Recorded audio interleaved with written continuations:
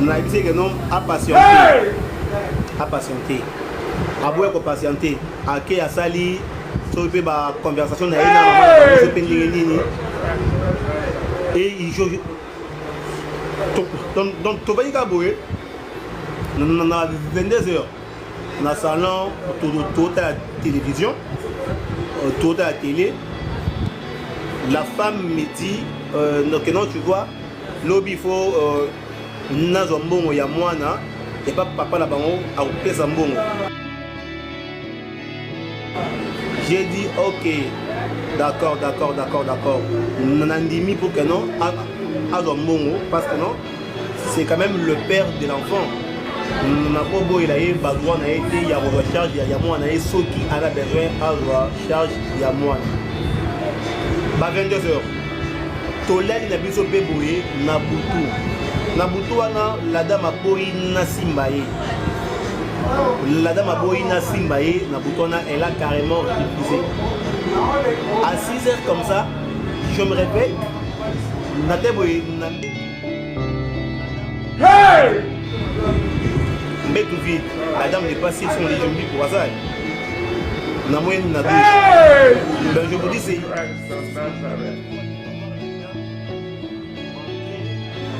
prendre son bain à cette heure-là, j'étais vraiment étonné. Je me suis demandé, elle part à l'église à 7 heures comment? On n'est pas dimanche. Abimi, Abadi parfum. Parfum.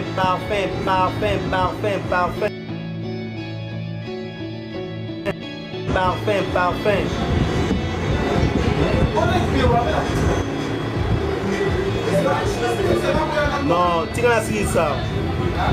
Quand vous avez un loco, il y a que non, il n'y a pas moi là-bas, c'est différent. Tu vois, elle m'avait dit que non, il ne faut pas faire ça bon à moi. Elle ne m'avait pas dit que non, non. Je sais que non, moi à moi, et quand il y a un M-Pesa, et quand il y a un Orange Money, moi à moi, il faut que pas maman n'aille pas parce que non, Azam non, n'a papa moi. Babili ne m'occupe pas de bango. Si il y a besoin, après ça, moi, bon, ok, pas pourquoi moi, on a appelé bon. Tu vois. Et j'étais surpris dès le matin. Nathan, quand il s'habille, elle a dit Rose Nassé, soutien à Rose, elle a dit payer le à Rose, elle a dit à quel parfum. Mais madame, à cette heure comme ça, tu te parfumes comme ça, bah, parfum, ok. Oh non, je ne veux pas voir le père de ma fille chez lui à la maison. Je lui ai dit quoi? Elle me répond pratiquement, je ne veux pas voir le père de ma fille à la maison, il faut voyager, il faut aller à son Allemagne, donc je pars chez lui avec un moment à moi. Là, mais chérie, tu es une femme mariée. Est-ce que tu sais d'abord que non, papa moi, Nayo, Azos, à Koloba no bon pour Amekayo, Mobile Nyango, aux années Nandako. Tant Azos Ben sont à 6 heures et pas les Nandako, soit disant Azos voyager. Donc, moyen, à quel moment on a un peu ça, le père de ton enfant, Azos voyager, ok, il n'est pas allé à 6 heures, au bas là. À 6 heures, tu seras avec ton mari au lit. Mais il te donne un rendez-vous de 6 heures. Il dit que non, on ne pas à 6 heures, au mobile, ok, papa, moi, nayo. Et ça pour Ameka, esprit n'a rien ou bien, et toi aussi tu acceptes. Tu ne trouves pas que c'est un manque de respect envers lui. Parce que si moi j'étais le père de ton enfant, naïf que non au bas là, jamais je peux t'appeler et pas dans le pendant 5 heures, au coup pendant 6 heures. Je sais que non, à heure là tu seras au lit avec ton mari. Je ne peux pas t'appeler à cette heure là. Comment il y a un courage, il y a un heure là, ok, et pas dans 6 heures. Je quitte ici à 5 heures pour arriver chez lui à 6 heures. Oh non, il faut la kenner. Moi, il faut attendre qui a refusé que non, moi, l'attendre. Peut-être que toi, tu ne sais pas.